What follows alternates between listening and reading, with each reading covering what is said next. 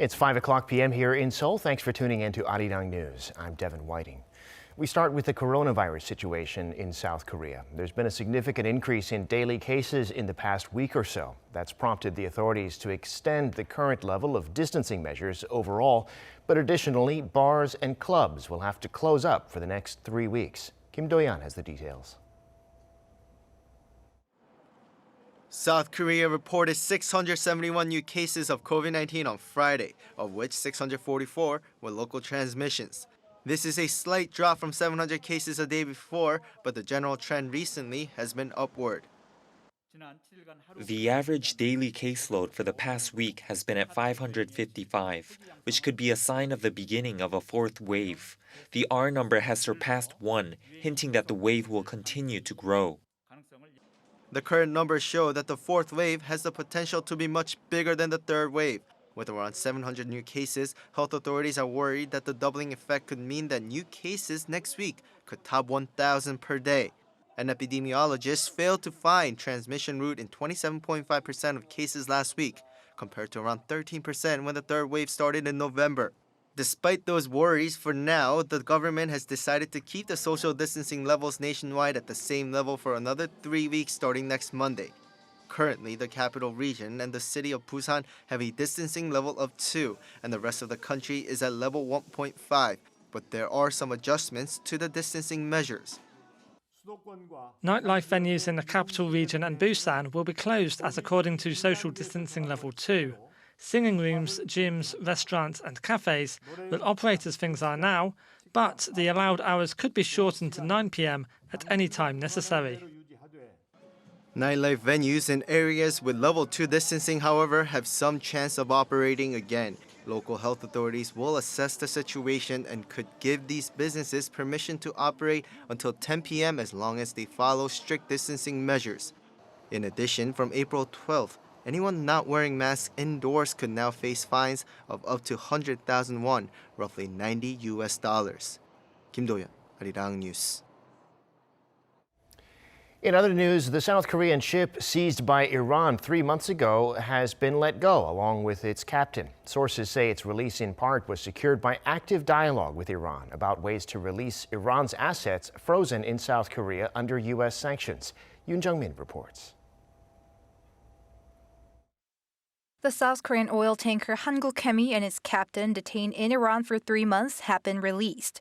The captain was the last to be let go, Iran in February having released the 19 other crew members as it claimed to be investigating what called environmental pollution. With 9 of them having left the country earlier, the ship departed Iran safely Friday morning, according to Seoul's foreign ministry, with the captain and the rest of the crew on board. They are accompanied by a few others who had been sent to help manage the ship in the meantime. The ministry said the crew are in good shape, as are the vessel and its cargo. In January, the ship was detained in the Strait of Hormuz for allegedly polluting the sea, but Tehran provided no evidence. Soon after, Seoul's first Vice Foreign Minister Choi Jong-gun went to Iran and met with Iranian officials to try and secure the vessel's prompt release. Seoul's foreign ministry has been continuing dialogue with Tehran on the issue. Although Tehran has consistently denied it, the seizure was widely speculated to be a way to pressure Seoul into returning Iranian assets frozen in South Korea due to U.S. sanctions. Diplomatic sources in Seoul say they have been putting a great deal of effort into resolving the issue, which has apparently contributed to the ship's release.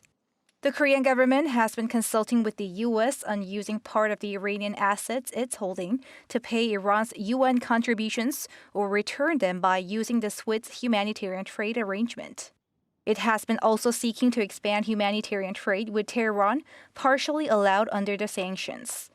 The sources added that the ship's release also seems to have been affected by ongoing talks between the U.S., Iran, and other countries to return to the nuclear deal. Yoon Jung-min, Arirang News. The Biden administration says it's still carefully considering its North Korea policy, shrugging off suggestions that it's dragging its feet in its policy review. State Department spokesperson Ned Price was asked Thursday if the policy has been delayed, since the White House had said earlier that it was in the final stages. Price said they're giving careful consideration to what he called major decisions in a completely different context. And this, he said, applies to North Korea too. He added that the regime's nuclear and missile programs are profound challenges. Also, that they've been consulting with Washington's allies and with former U.S. officials to fully understand North Korea's intentions. The Japanese government has reportedly all but finalized a decision to release radioactive water into the ocean from the Fukushima nuclear plant, despite continued opposition from local fishermen and opposition globally.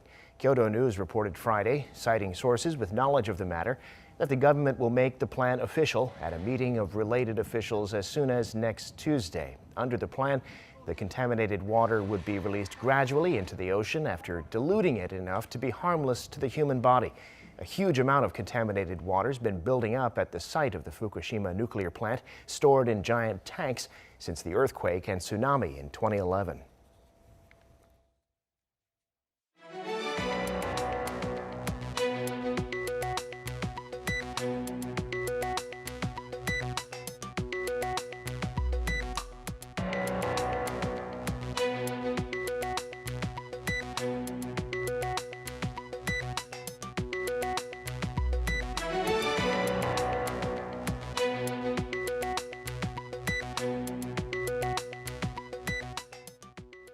Time now for an in-depth look at the market news this afternoon, and for that I'm joined on the line by Mr. Daniel Yu, Global Strategist at Yuanta Securities.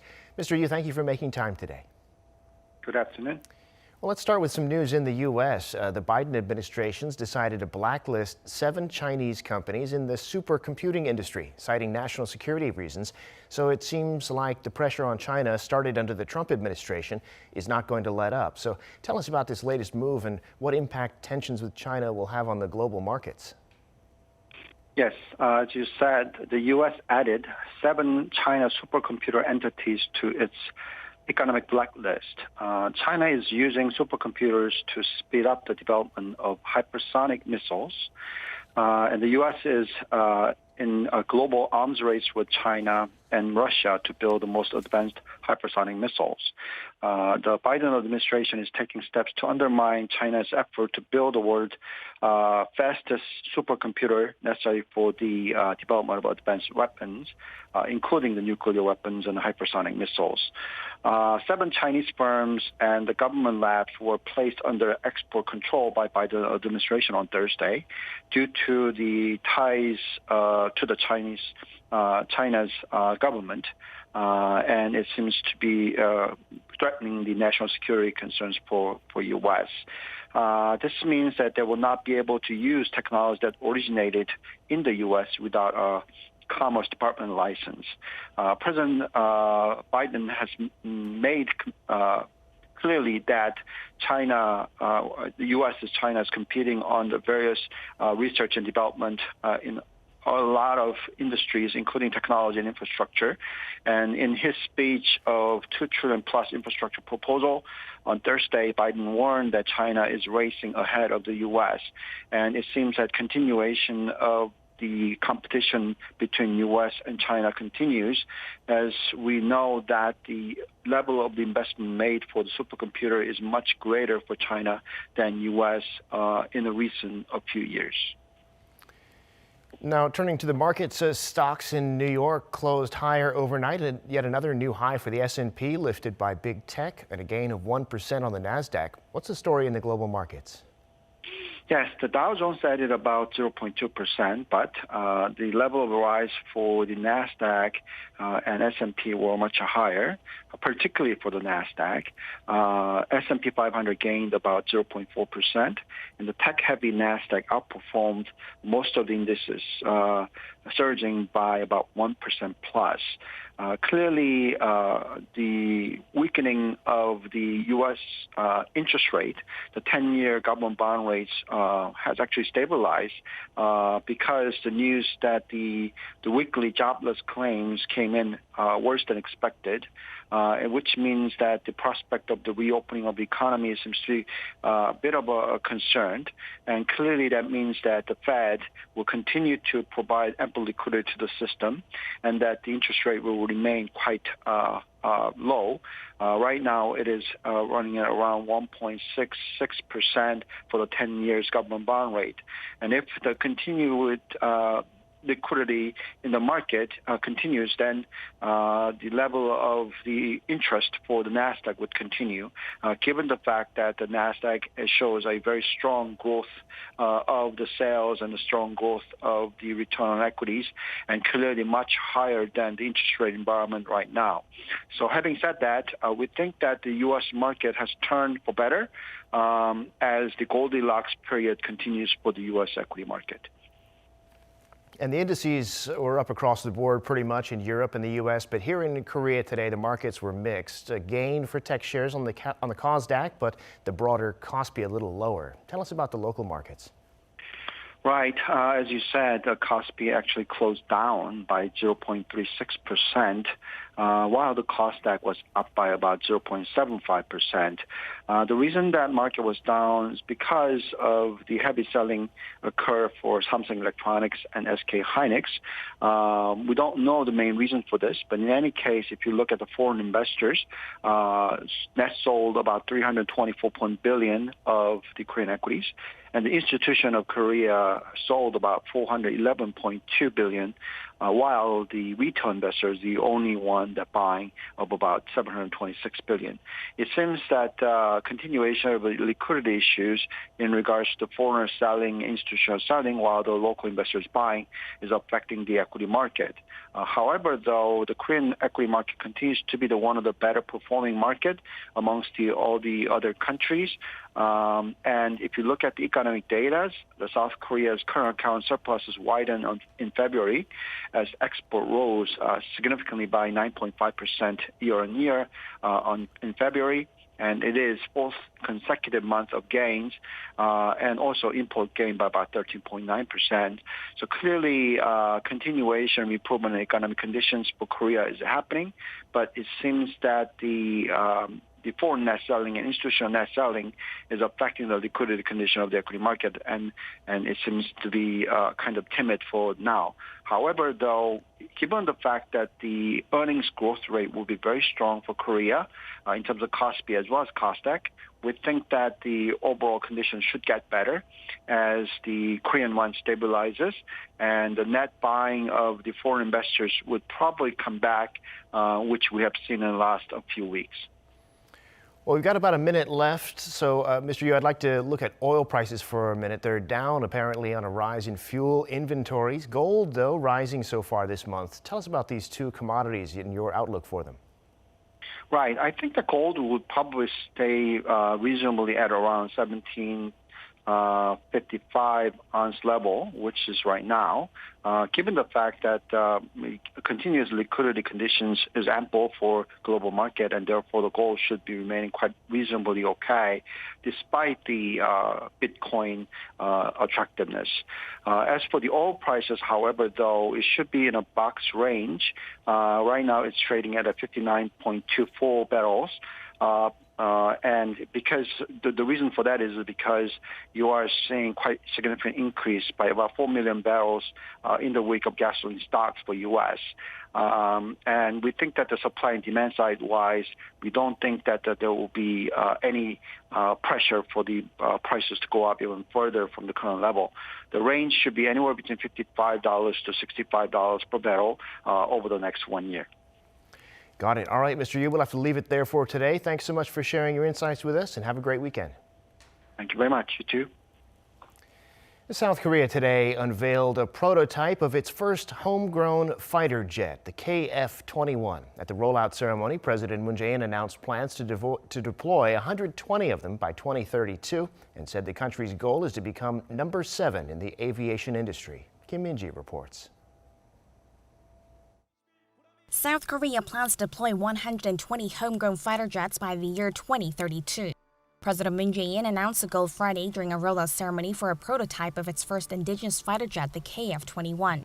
Moon congratulated the engineers and other officials behind the feat, saying it has opened an era for South Korea's defense. The first flight test is scheduled for 2022, with full development set to be complete by 2026. 2028년까지 40대, 2032년까지 모두 120대를 실전에 배치할 계획입니다. 우리도 우리 손으로 만든 첨단 초음속 전투기를 갖게 되었습니다. 세계 8번째 쾌거입니다. 자주국방의 새로운 시대가 열렸습니다. 항공산업 발전의 역사적인 이정표를 세웠습니다. 65% of the KF-21 components are made domestically. Some 12,000 jobs were created in the development phase alone, and when mass production begins, the project is also expected to create another 10,000 jobs along with added value of over $5 billion. Moon said that he expects the KF-21 project to make aviation one of South Korea's growth engines. 정부는 2030년대 항공 분야 세계 7대 강국 도약을 목표로 삼았습니다. 전투기 엔진 등 핵심 기술의 자립도를 높일 것입니다. 전기, 수소항공기, 도심 항공 모빌리티 등 혁신적인 신기술 개발에도 장기적인 안목으로 투자에 나서겠습니다. South Korea first laid out its vision for a homegrown jet in 2001 and carried out years of research. In 2015, the country started working on the project, worth $7.9 billion, in partnership with Indonesia, which agreed to fund 20% of it and receive 50 out of the 170 jets in total. There had been speculation that Jakarta might be seeking to quit the project as it was overdue in payments, but the country's defense minister was present at Friday's ceremony. Moon thanked Indonesia for its trust in South Korea in the fighter's joint development, saying Seoul will work with Jakarta to make inroads into other markets. 김민지, 아리랑 뉴스.